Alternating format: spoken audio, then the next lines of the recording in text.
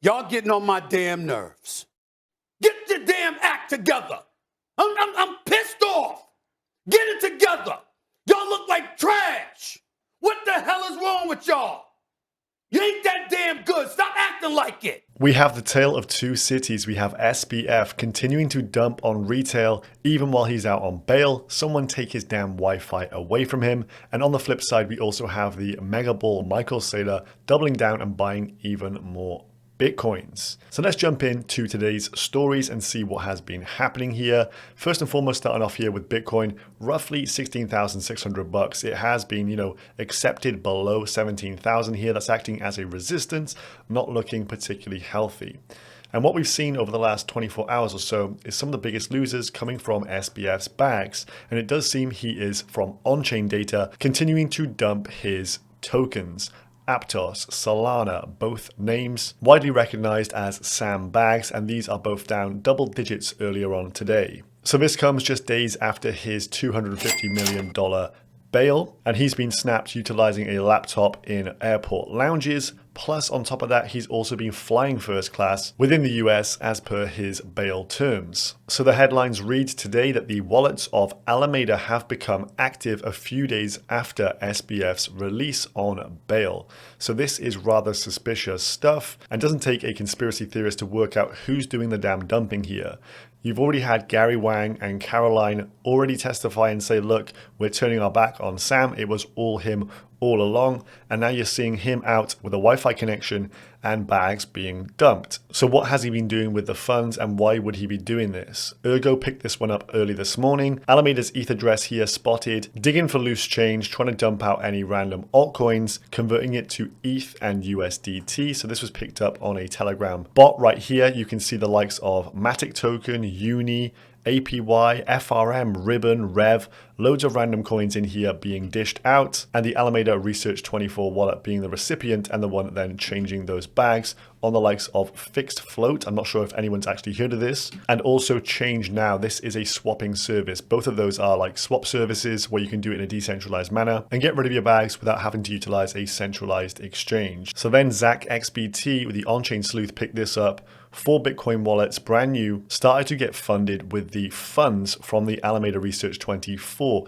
ERC20 wallet, each of which now has a balance of roughly 11.9 Bitcoins. So it seems that Sam has been splitting these out into equal amounts, and presumably he has a way of utilizing these funds later and has selected the BTC network as it is the most decentralized. We haven't seen it get tornado cashed here. It's gone to the Bitcoin network. So here is the Alameda Research 24 team wallet, the one we're assuming here Sam is in charge of. You can see some transactions, the likes of Aave. They had some staked Aave, they unstaked it, they sold it off. The likes of the Curve protocol was used to swap out some stable coins, and they've been cashing out of some Uniswap positions as well. Not huge amounts, most tokens in the tens of thousands and culminating in a total of just under $1 million. So you're out on bail, you've still got your laptop and you've got access to those wallets. It doesn't take a genius to memorize 12 words, let alone someone who went to MIT. And now some of the Alameda or Sam's biggest holdings, the likes of Solana here, falling off a cliff with a few hundred grand's worth of sells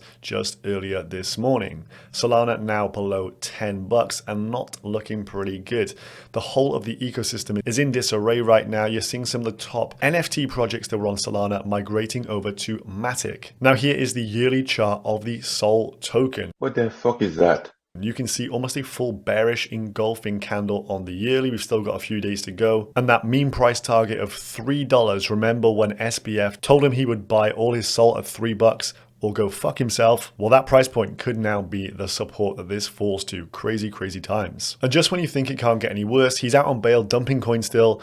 You have this. SBF met with The Big Short writer Michael Lewis to discuss a potential film. The Big Short, one of the most famous financial films ever created. It looks like Michael Lewis wants to recreate the FTX scandal here, and he met with SBF while he was out on bail in a private setting. We assume to do some more research and understand the kind of role that needs to be portrayed. So from one scammer over to another here, this is Avi Eisenberg. You may have heard of this guy. This is the I was conducting a profitable strategy guy. Well, he has now been arrested in Puerto Rico, And this is from Mr. No Days Off, Damian Williams from the US Southern District of New York, the same guy that extradited SBF, now looking to do the same here for Avi Eisenberg. Currently, the complaint is sealed, but I'm sure we will learn more about this, but it doesn't take a genius to work out why they may have tagged him here. He was the one who exploited Mango Markets. 110 mil was the exploit total from that one. He did pay back some of the funds, but he left a lot of participants from that scenario with zero. So the charges coming to him are around commodities fraud and manipulation for allegedly stealing $100 million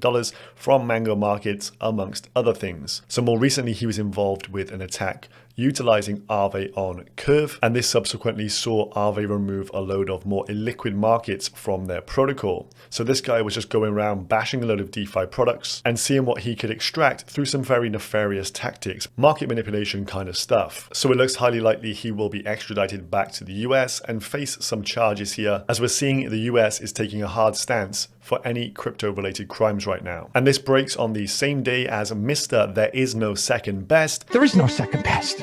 Michael Saylor confirms he's bought more Bitcoins. He's actually intriguingly done a bit of tax loss harvesting as well. So he actually sold around 704 Bitcoins and then just yesterday bought back another 804 in order to reduce some tax liabilities. So now he is down 45% from his average purchase price of $30,000. This was the post he popped out earlier.